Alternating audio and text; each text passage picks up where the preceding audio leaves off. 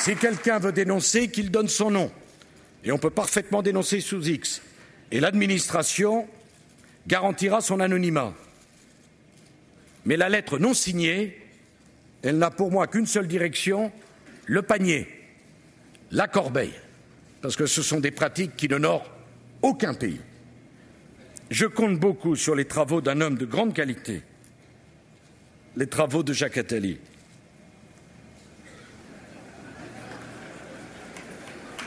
Au fond, peut-être que je suis celui qui sait le mieux exploiter les richesses humaines du Parti socialiste.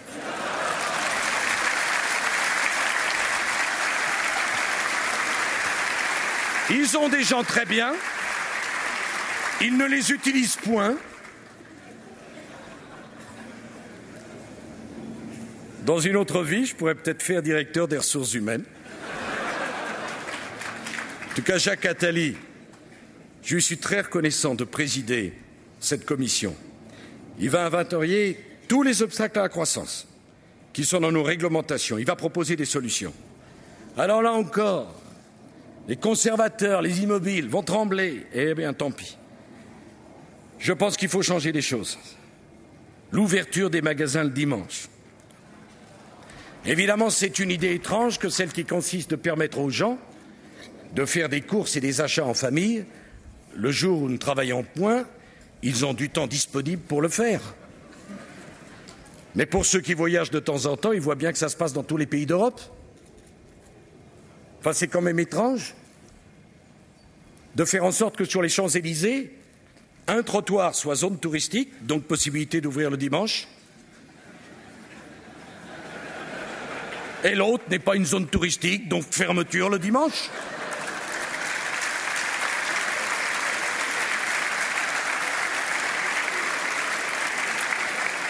Eh bien, il fallait l'inventer et nous l'avons fait.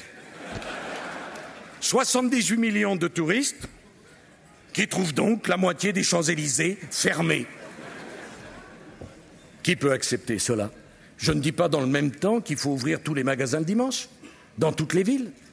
Et je comprends parfaitement que le repos dominical, ça compte. Mais au nom de quoi interdire l'ouverture à tout le monde? Donner des dérogations à des préfets? Pourquoi? Dans quel cadre? Dans un pays qui est tellement attaché à l'égalité, c'est curieux. Mais je vais également ouvrir le chantier de l'insécurité juridique. C'est l'objet des discussions que le gouvernement a engagées avec les partenaires sociaux sur le contrat de travail. Je veux vous redire à quel point je suis favorable à ce que soit ouverte la possibilité d'une séparation à l'amiable dans les entreprises, dont les conditions pourraient être fixées à l'avance.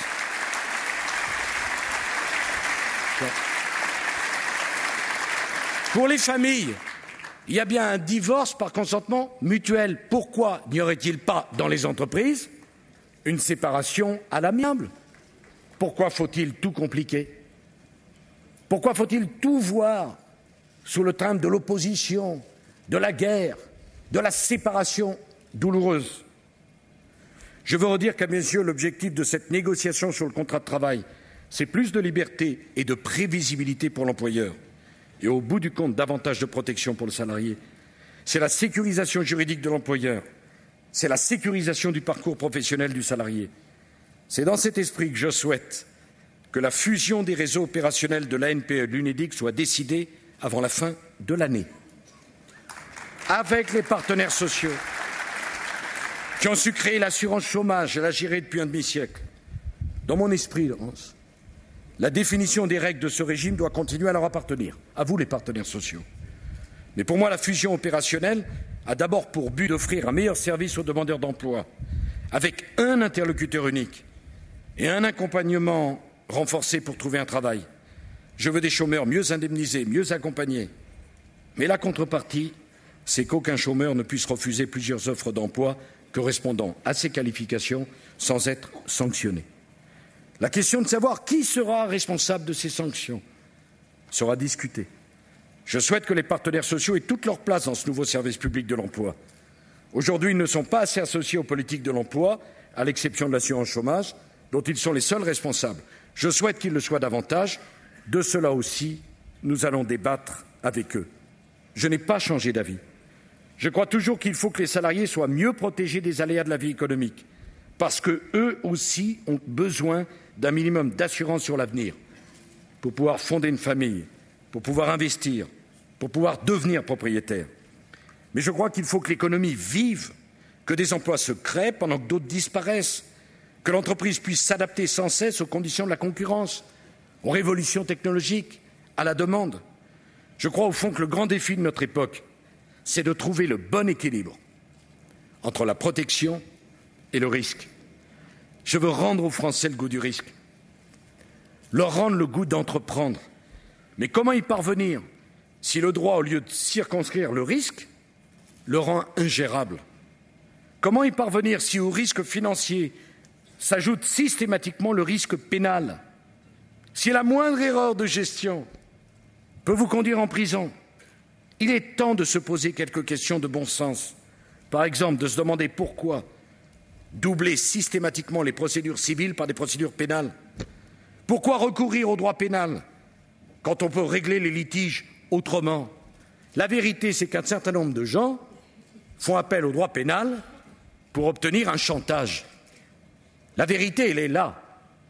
Et il y a tant et tant de contentieux qui pourraient être réglés au civil et qui viennent embarrasser nos juridictions correctionnelles et notre droit pénal. Rachida Dati s'est déjà saisie de ce dossier et fera très rapidement des propositions. Alors à un capitalisme purement financier, à ses dérives, à ses excès, je veux opposer un capitalisme d'entrepreneurs. Aux spéculateurs, je veux opposer les producteurs, les inventeurs, les créateurs. Mais on ne peut pas à la fois dénoncer le capitalisme financier et la dictature des marchés et continuer de décourager les entrepreneurs, de les démoraliser, de leur livrer une guerre fiscale, une guerre réglementaire, une guerre judiciaire sans merci, de les empêcher par tous les moyens de réussir. On ne peut pas à la fois se scandaliser des licenciements boursiers, du cynisme des fonds d'investissement, des délocalisations et affaiblir par tous les moyens le capitalisme familial.